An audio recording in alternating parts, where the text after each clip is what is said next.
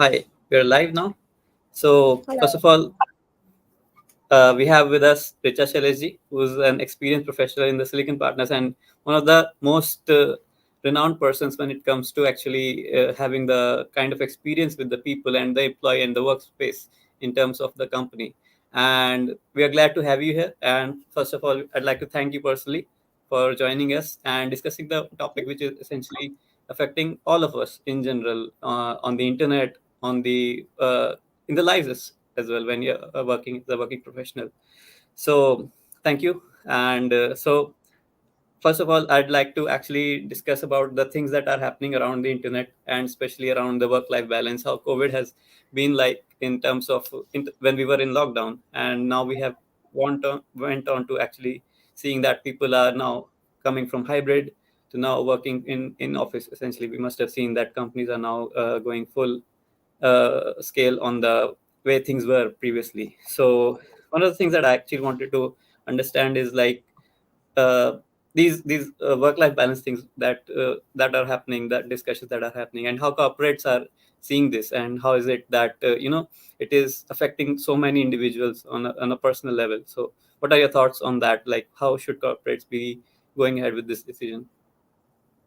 So actually, my take, it is just becoming a buzzword, work-life balance. Everybody is talking about it. Today's news becomes tomorrow's paper hat. Today, Anna's case happened. Then somebody else posted that an HDFC employee fell dead. I don't know whether it's true or not. I just read it on LinkedIn. But what happens is that we are not trying to internalize it. It is just a buzzword. Aaj kuch ho gaya. Let's talk about it. Let's all go ahead and see what's happening. But that's not the point. We need to stop treating it as a buzzword and start trying to internalize it. It is necessary. It really is not an option. The problem is that we are normalizing the hustle culture. Independence era mein we had a slogan karo ya maro, and we thought that let's bring it to the corporate life too. That's really not okay. This is not the independence era. We're not fighting an independence battle. This is not even a battle for survival. This is just a basic common sense and decency that we are supposed to work x number of hours. Yes, we are supposed to serve the client, but again, we work to live. We don't live to work. If people choose to do that, that's their choice. But again, that should not be forced. I've seen in some top tier companies, people are being assigned work at 9 p.m. and told that they have to give it by 9 a.m. And unfortunately, there's some of my friends when we are sitting having a drink and they had said, ठीक है ना junior को पकड़ा देते हैं. That is the problem. Junior को पकड़ा देते हैं is not the point. They also have a life. So, any companies that would care to listen, I would say that this stupid lack of balance, it is not just affecting people. It's not just people's mental health. It's not just people's family. Families do get sacrificed, and some people like Anna just tip over and take extreme measures. But for the companies, it's also affecting your productivity, guys. When one person leaves, if somebody is absolutely disgusted with you and that person leaves, you will have to hire another person. You leave 3 months of training cost. You hire a new person, spend money hiring them, then spend money training them, then you again try to tip them over the edge, and then they leave. It's a productivity loss. It is not just a problem for the employees, it's also a problem for the employer. That is what we all need to understand and just internalize it. Yeah, essentially, not normalizing it obviously is one of the things that as a Absolutely. person managing someone is their responsibility to make sure that they are nurturing the right talent and making sure it's a comfortable environment for them as well, right? Yeah, so Insightful why do you approach, want people to leave? उससे आपका नुकसान है, फायदा नहीं है. right? It spends again time, effort, energy, all that is wasted because you went too Absolutely. hard on. Yeah, and you Thank just feel that I have the power, so I can do that to people. Being a manager is not a power, it is a huge responsibility, and that is what we don't understand. And that is why people like me keep screaming that being manager is a very big responsibility, guys. It is really, really not a lottery. Yeah, as they say, with great power comes great responsibility. It does. Yeah. And so let's assume that even if we all discuss about these things and we are still finding that someone is in a place or in an environment which is again not really that comfortable for them, and it is again quote unquote toxic for them. So how do you think that not everyone has that kind of privilege or the kind of comfort to leave a job? So what should be the person doing in such cases? So, look, toxicity, first of all, I don't understand this word toxicity too much. And I think most people don't. LinkedIn influencers lick it and we start reacting to that, quit toxic environments. And you very rightly pointed out, not everybody can leave a toxic environment if it is. आज तो आप toxicity से मर जाओगे, कल भूख से मर जाओगे. That some influencer posts that, okay, quit a toxic environment today. Okay, what do you do when you quit a toxic environment? Where do you eat? Where do you pay your bill? Light to tab jal raha hai that if you have the money, if you're getting your salary, you're paying those bills. Now what? If you can't quit today, I would say that you can't change the environment, but how you react is up to it. So it is, sorry, it is up to you completely. Your reaction is up to you. That is in your hand. You don't control what is outside your circle of influence.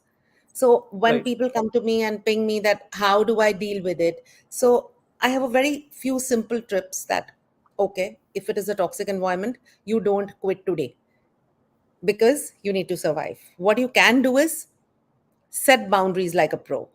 Toxic workplaces thrive on overstepping limits. Try to say no.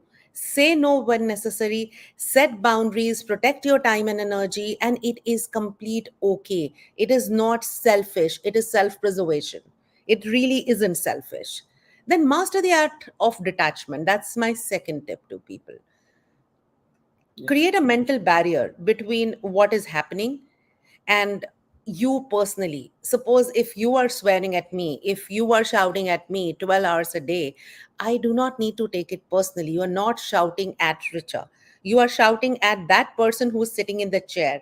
It is, it sounds very funny, but when you really try think about it, it is easier once you get into that habit. Okay, okay, you are shouting, that is fine. He's not shouting at me. I will not take this about, I will not take this personally, and I will draw that boundary that just go ahead. It will not affect me because it is not targeted at me, it is targeted at that chair. Then the third thing that I have also used sometimes, find your own tribe. Not all people are toxic. It is not that if it's a 500 people company, all 500 people are toxic. It is not that. It is certain people, it is a certain sect of people, who create that atmosphere. Find people who are positive. Find colleagues who think like you. Stick with them. It helps increase the positivity of the situation. Another thing I also posted on LinkedIn today, document everything. If you didn't document it, it didn't happen. Before somebody tells you tomorrow, you didn't do it, I told you to do it, and you did not send me the file. If you sent it over a WhatsApp or you just, forward it in some other media and you did not have documented it over an official channel, the person can just get back to you that kiya nahi. Just document whatever is being said. If you are assigned a task, say that I have been assigned ABC, I would be delivering ABC by this timeline, and reply on that very mail. Start documenting on the relevant threads. Very, very important. Because otherwise, you will just become a punching bag. It really won't work. Then, as cliched as it sound, please prioritize self care. Make time outside of work for you. If it is bad, when you step out of office, when you close the laptop, that life is yours. That time is yours. Have something that you look forward to. For some people, it can be listening to a bhajan. For some people, it can be smoking up or down or whatever. I don't advocate smoking, but again, if it works for you, whatever works for you, just find time for yourself. Start prioritizing yourself. And don't forget to start learning. Because you say, I want to quit. How do you want to quit if you're not updated with the latest technologies? If you're not updated with what is latest, what is happening in your field? If you don't even know how to put a chat GPT prompt, how do you expect to be a recruiter because you don't know how to create a job profile today? So you will have to learn and stay updated and know when to ask for help. You reach out to HR, They will help. And I wish that people have a stronger HR team who are not mandated by the management, who are very, very independent and there for the people, not for the management. Maximum लोग मुझे गाली देंगे that HR तो सिर्फ management की सुनता है but again strong HR people are there for the people who sit on the floor. So trust, reach Mhm. out to anybody, be it HR, be it your manager, be it your manager's manager, whoever you feel that can lend help. So just remember the next move is in your hands, not in the hands of the so-called toxic culture. Yeah, absolutely. And one of the things that you actually, I would also like to stress more upon is understanding your expectations as well. Like you said, you Absolutely. should document on the right thread, right? So essentially, if you are working in an environment and your manager expects a certain way of communication, I would suggest ask them proactively, like connect with them on a one-to-one meeting, and probably ask them like, what are your preferred mechanisms of communication? What are your expectations from me? What are the responsibilities that I'm supposed to do, and you kind of consider me to be a part of, right? What are my KPIs from this role? So these are the things, if you discuss it proactively, you kind of make it easier for them as well, wherein your manager is clear about what are your expectations from the role, and you are also aware of those things. Sometimes it happens that there is a gap between those two things, and that's where the frustration comes in from the managers Very and the people. often. Very often. And again, you understand your KPIs, documented. This is my understanding. This is what I understand. This is what I'm expected to do. If you don't document it, somebody might say, I said X, you understood B. Yeah, So that's don't again leave a that gap. And one of the things that I actually wanted to also stress a lot more about, which you said, touched upon, is about setting up boundaries, wherein, because in terms of, in our culture especially, we find it difficult to talk to someone who's senior and clearly True, express true. ourselves and say that, hey, this is what I am capable of. This is something which I'm not really comfortable with. We are often accustomed to that kind of working, right? Wherein somebody who's senior who said is something, then they should actually be coming ahead and going ahead with the rules that are there, and they should not be essentially going ahead to overstepping it. Like that's kind of a norm there. One other thing that actually also wanted to touch upon is regarding, you mentioned about social media influencers going ahead and doing this kind of commentary about how toxic the work culture is and everything.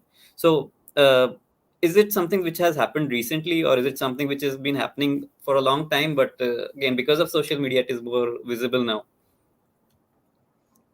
It has always been there. It's Uh-huh. not something which is recent. Due to Mhm. social media, yes, it is more visible. And it has it increased? Yes, it has. Why has it increased? Because of the very simple fact that we are a growing population, we are a growing nation. Our population is increasing multifold and everything is directly proportional. You see, a higher population means higher competition. A higher competition means higher pressure. And everybody wants to prove a point to their manager because increment sabko chahiye. That you would say that, okay, you could do it in 4 hours, I could do it in three. And I would get it done from my team in 2 hours and bill 10 hours to the customer. So Mhm. I'm like right there. But has it been there from the start? It has been there, believe me. I Mhm. would there's a very very old thing, and I remember one of the companies I worked for early on in my career, and zip, no names, but Mhm. Of course. they got me sitting sometimes. I was very very young. I was just a recently qualified chartered accountant, and it was very young in my career, nascent. And even if I was sitting idle till 5:30, quarter to 6, as soon as the clock struck 6 and my manager knew that I had to leave, the person would look at like that with the clock and then at me and, Richa ये अभी करना है, ये मुझे अगले 2 घंटे में चाहिए. And वो काम 4 घंटे का था. So you Mhm. would sit in the office till 10 p.m., finish off that work, which could have been assigned to you at 10 a.m. because the mail came to him at 9:30.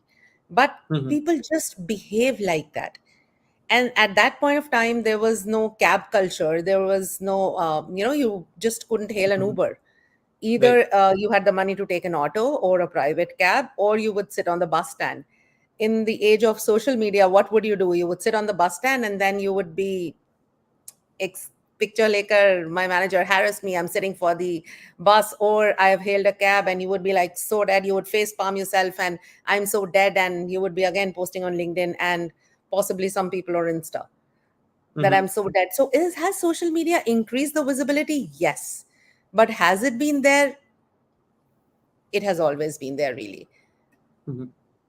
So is there something Not, that we can do as an individual? sorry, I missed that. If there is something that we can do as an individual in this case, because it again becomes a manager thing, wherein even if you had that kind of information which could have been assigned, like you said, on 10 a.m., it's again assigned at the very last hour. So is there something that we can do, or probably is it something that is avoidable from a perspective of an individual? Sometimes, as I said, set boundaries. If you Mm-hmm. feel that you have to be somewhere at, for example, 7:30, try taking a midway. There is nothing which is written in black and white. There is nothing right or wrong.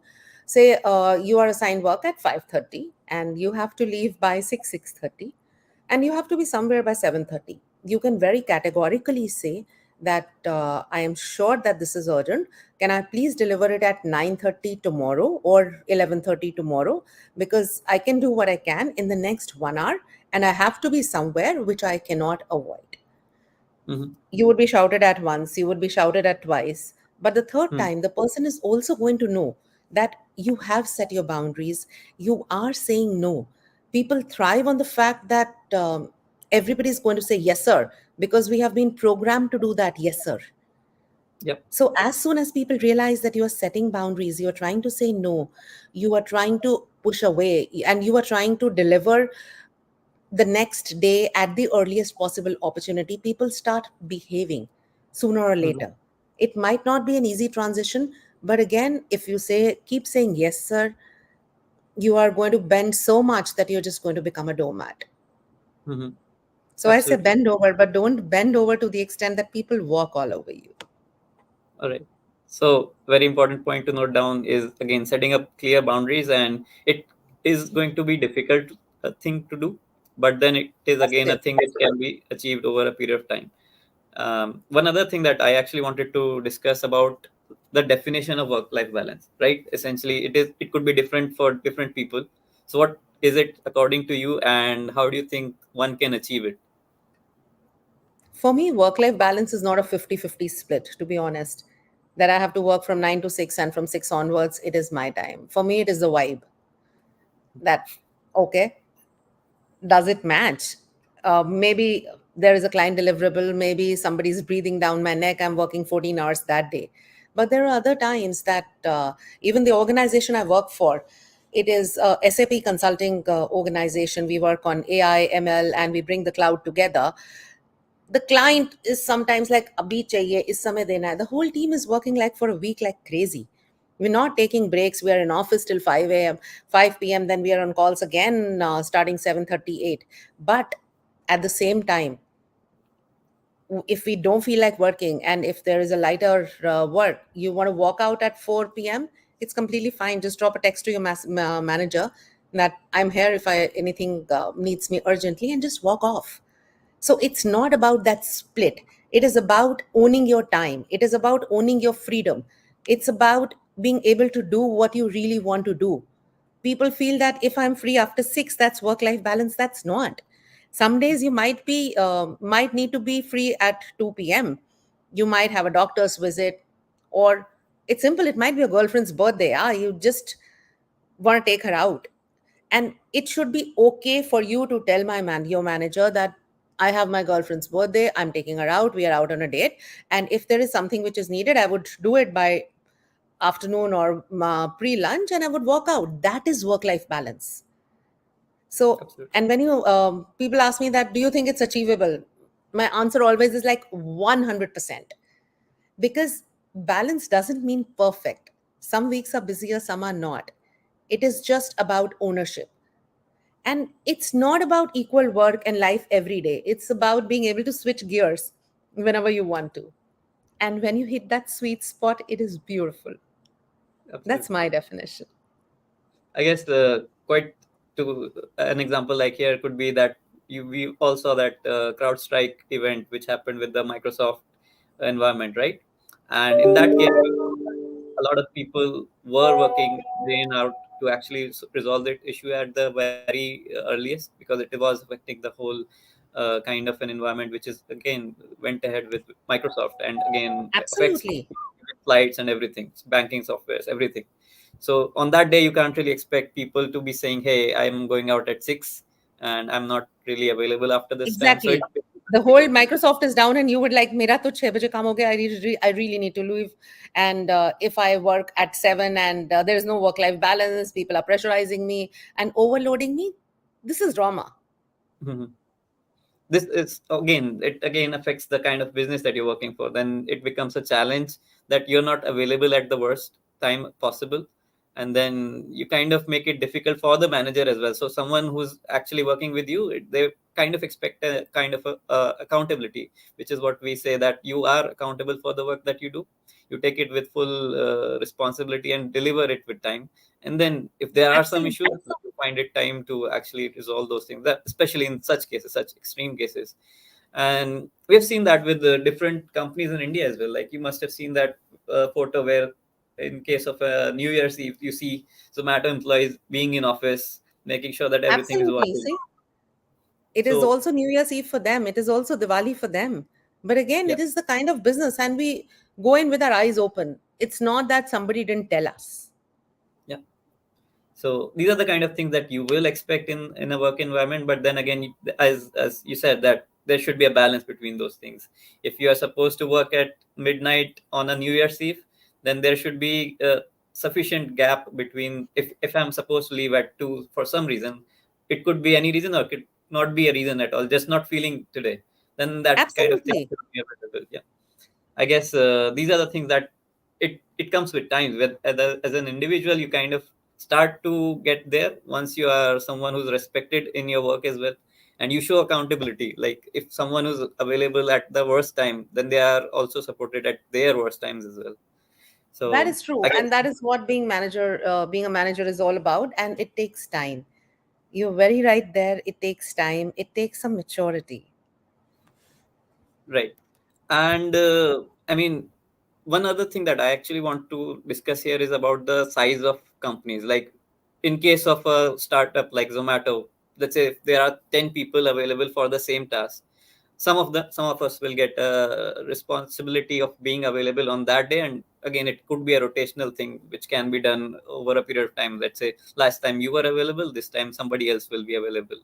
And there are some things which are again not really possible in case of a small size company. So do you think these are the skills that, again, from an individual working at a startup or a big company, are these things which are possible to manage from an individual or a management? Is that something, or is there something which is doable at any given scale? So scale matters. But again, it depends upon what is it that you want to do. I Mhm. always say that it is not where you work, it is how you work. So, for example, startups, they are like boot camps. You wear a lot of hat, and that means that you will learn fast. It is like a crash course in problem solving, adaptability. Sorry. So, I lost my thought. Happens in old age. No So worries. it is a lot of problem solving, adaptability, owning your work from the start to finish. You're usually working in smaller teams, you get more visibility, and you can really dive deep into different areas. It is like really fast paced, often unpredictable, and you become that what do you call that thing with many attachments? A Victorinox, a Swiss Army knife of the corporate world. But Right. in the larger scaled organizations, in MNCs and larger organizations, you have the chance to specialize. MNCs give you a chance to navigate complex environments, which in itself is a skill. They have structure, they have processes, they have resources, they have global teams. You understand how the global culture works, how the other part of the world works. So everything has a different positive. Everything tells you very different things, it teaches you very different things. It just depends upon what is it that you want, how is it that you want to progress, and bottom line, it's not the size of the company, how you use your experience to level up. So at both places you learn. Definitely. And again, like you said, working at a startup is also like being part of everything. So it's a more, you get to learn more in terms of a generic skills, like you become someone who's well versed with a lot of things. But then again, working at a big company like FANG level companies, they give you a thought and give you time to actually be a specialist in something. So these are again, and both, when I'm saying this, both are equally important. When you're working in a startup, you sometimes companies need kind of people who are very good at being good at a lot of things. Then there are Yeah, companies who are actually needing that kind of people who's a specialist in something. So there's no such thing as one part is good or the another part is good. So when you're choosing companies, absolutely. And I've seen so many people just want to, you want to switch because it's a bigger brand. A bigger brand, if it's not giving you specialization, you would just be lost in a sea of humanity and you would just become an employee number. Where in a smaller organization, you are cared for. Like we're about 200, 250 people, we know each person personally. We know who works out of where and whose family has a dog or whose family has a cat. So you really have to find the middle path. all right. And when it comes to again feeling that kind of place wherein I'm not really feeling well, or how I'm feeling burnt out. So one of the things that I actually want to understand is, if someone is feeling like that, so how is it that they can unroll themselves, de-stress themselves out, and what are general activities that you'd recommend that or probably you follow, which makes you feel good about yourself, not feeling burnt out over a period of time, because that can happen when you're working hard a lot. Oh, burnout can happen when you're working or you're working out at both times. Yeah. And when you really, really push yourself so hard, burnout happens, sometimes willingly, sometimes unwillingly. For me, my go-to strategy is I just unplug and binge. That my best thing to do is literally doing nothing. I Mhm. grab some snacks, pick a series where I kind of lose track on time, which is absolutely, you really don't have to apply your mind to it. So you want to just go to Netflix and not watch a documentary, something very silly. Like, for example, sometime back, I was just watching Emily in Paris. Why? Because it did not ask me to apply any brains. I could just switch off. And for me, the most important thing is not letting myself feel guilty of the productive thoughts that I am not doing anything, I am wasting time, I am taking 4 hours where I could have accomplished so much.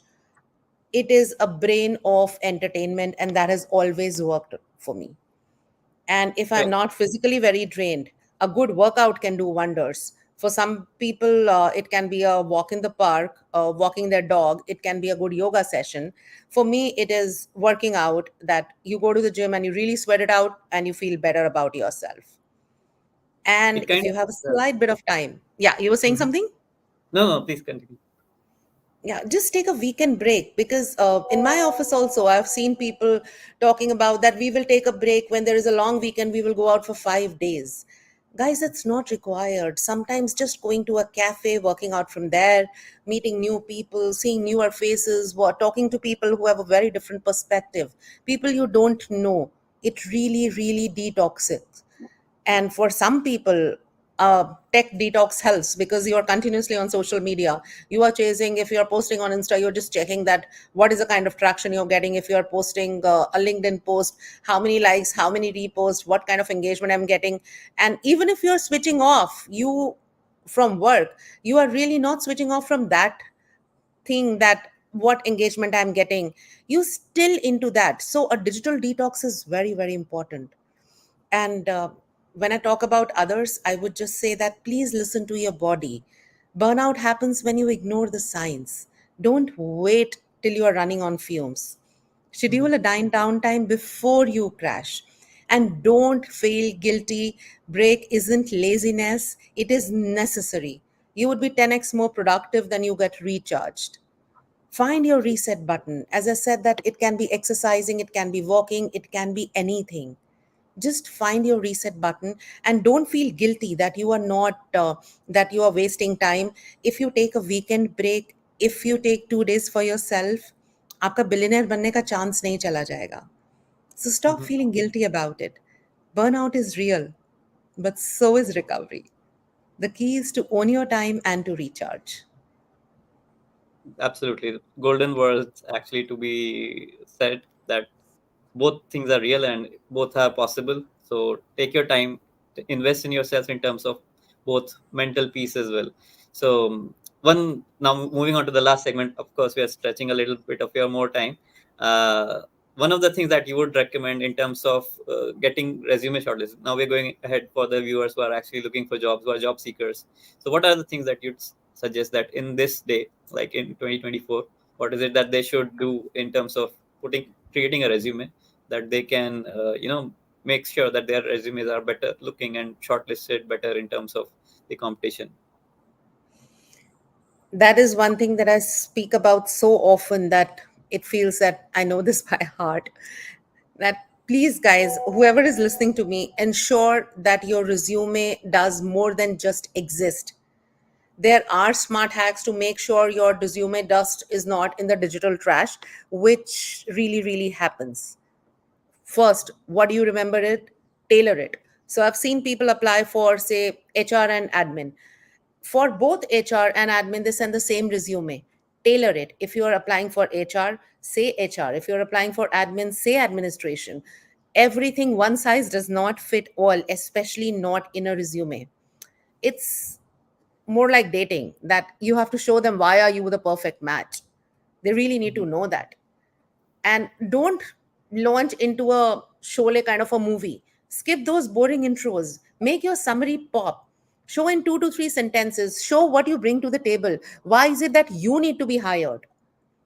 Then remember about the keywords. A lot of people and a lot of companies, rather, most companies today use ATS to filter resumes. Mirror the job description in the resumes, but don't copy paste. When the ATS filters your resume and the resume passes through the system and a human being is looking at it, it really needs to look legit. Some Mhm. resumes which have crossed my desk are just full of keywords as if they were the 10 keywords and people just had to put it in and they somehow made a sentence. You Mhm. have chat GPT. Put those keywords and ask them to make a sentence that would be legible to a normal human being. Extremely important. Then, fourth, quantify your achievements. People say, lead a team of 10 people. I led a team of 10 people. And my question is, you were leading a team of 10 people. And what the hell were you doing leading that team? So, say, I led a team of 10 people with an increase in the profit efficiency by 25% or reducing the retention by 17%. Talk numbers. Help the hiring managers understand the kind of impact that you want to make or you have made, and because you have done it, you have the capability and the potential to do it in future. Extremely important those numbers are, guys. And one more thing, please make it clean. A fancy, colorful, every color in the rainbow, putting it on your resume is not cool unless and until you are a graphic designer or you really want to showcase your color matching abilities or your color palette. Stick to a professional font. Make sure it's scannable. Recruiters would spend what? 4, 5, 10 seconds scanning your resume. Make those seconds count. It really does not make sense that you're putting all colors somehow there. Then add a digital profile too. It's 2024. Your resume isn't the only thing that speaks for you. One person applied for a job. It's a very real and a recent example. And she said that she's working for X company. On her LinkedIn, there were posts about a Y company that she Mhm. was working there, which she had not mentioned in her resume. So, your digital profile is also a part of your resume. Please remember that. Apart from that, focus on the tasks. Don't focus on the task, focus on the impact that you say that I have done. As I told you, that talk numbers. When you say that this was my task, okay, and what did you accomplish with those tasks? That is what is important. Please remember Absolutely. that. And before we get off that one, networking is still live, it works. Please know that. Even with the best resume, having a connection inside the company increases your chances. Don't just rely on the resumes, reach out, connect with people, get that inside edge because it's 2024. Your resume is more than the document, it's your first impression. Tailor it. And your resume should scream, I am the one that you are looking at. So if you need help, on LinkedIn, I'm available at with the name Richa Shailesh. Reach out to me, just DM me. People like us who have been in the HR field for a long, long time, we can tell you how is it that you tailor your resume, and we are there to help. Absolutely. I mean, help can be found if you are really looking for, and reach Absolutely. out to people and reach out to her. Like she said, she can help a lot in terms of, the career expertise. Like you've been one of the things that I lastly wanted to discuss about, that you've been working since 1995. So how is it that the job landscape has been? You've been through two recessions now, probably, if I'm Yes. not wrong. Are you So calling me old? If you are, I will take that too. I'll call you an expert in this field. So, one thing that we wanted to actually understand from you, like, what is it like in terms of how the job scenario has changed, and what is it that we should be doing now?